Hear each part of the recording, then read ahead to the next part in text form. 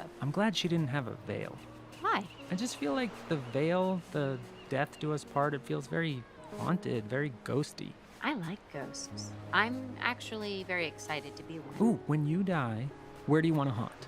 When I die? Yeah, when you're a ghost, where do you want to haunt? Relationships aren't easy. If they were, the entire counseling profession and quick fix guidebooks industry would be in shambles. Too common is the idea of two people getting together, hitting it off, sharing their hopes and dreams, moving in together, and then falling apart as various quirks and personal idiosyncrasies cause the rose-colored glasses to come off.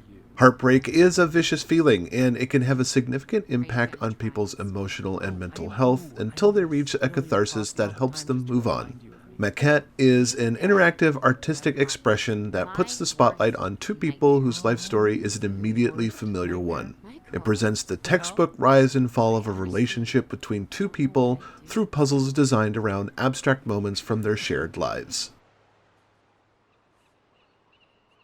Maquette concerns itself with the story of Kenzie and Michael, two adult individuals who find each other and eventually fall in love. Their story is common and is sure to resonate with most people as a chance encounter at a coffee shop turns into a friendship that reaches its zenith when they express their love for one another. These moments are presented through puzzles contained within an unusual model city that, at best, has a tenuous connection to a point in their time together.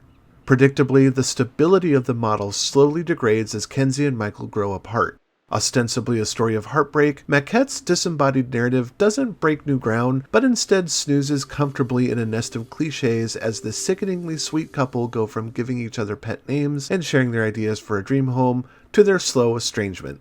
The frequent check-ins with the couple are presented as floating text from a journal and snippets of conversation provided by actors Seth Gable and Bryce Dallas Howard. Their banter won't win them an Oscar, but oddly enough, the performers are at their best when they get into heated arguments and uncomfortable shouting matches.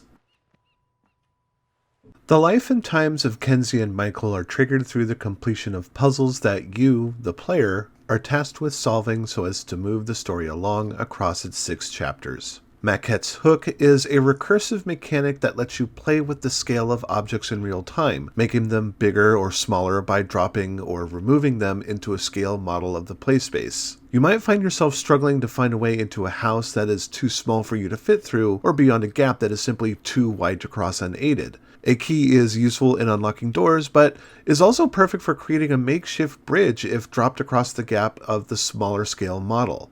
Eventually, you'll have the means to escape the model, which creates another dimension to play in with its own unique set of size-related challenges.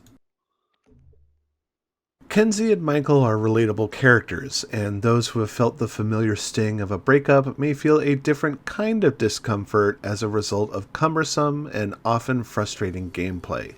The model city features a flair of the fantastical, looking like some otherworldly World's Fair with a large dome sitting at the center of 4 plots of land that change as the story progresses. Each chapter has you interacting with each of these plots in order to unlock a door or trigger a cutscene that gives a deeper glimpse into Kenzie and Michael's lives.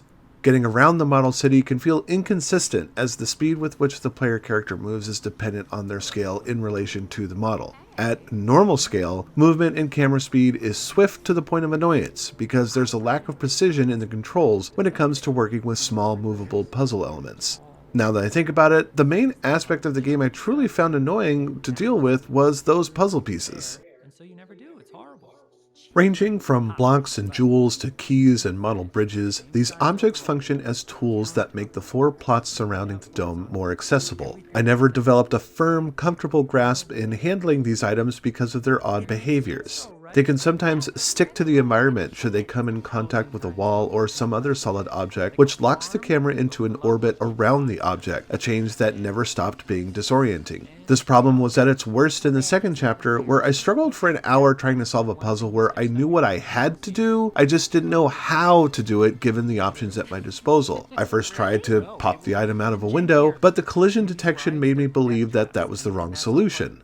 Only after consulting a guide provided by the publisher did I realize my earlier attempt was correct, and I just had to position the object the right way for it to go through. Once I got over that hump, the rest of the game's challenges weren't as demanding, but they weren't particularly engaging either. It's hard to pin down where the strengths of Maquette lie. I quite liked the soundtrack as it gave off some good Life is Strange vibes.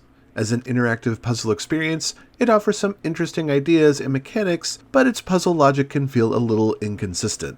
2019's A Fisherman's Tale for the PlayStation VR featured the same recursive mechanics and did a better job of expressing the challenges of its unique playspace. As a drama about two people falling in and out of love, the script is an amalgam of every relationship ever presented on television and film, so it is easily relatable, if rather trite. If you like abstract puzzles framed around a grounded narrative, then Maquette does offer some value, but I don't see it leaving any long-lasting impressions.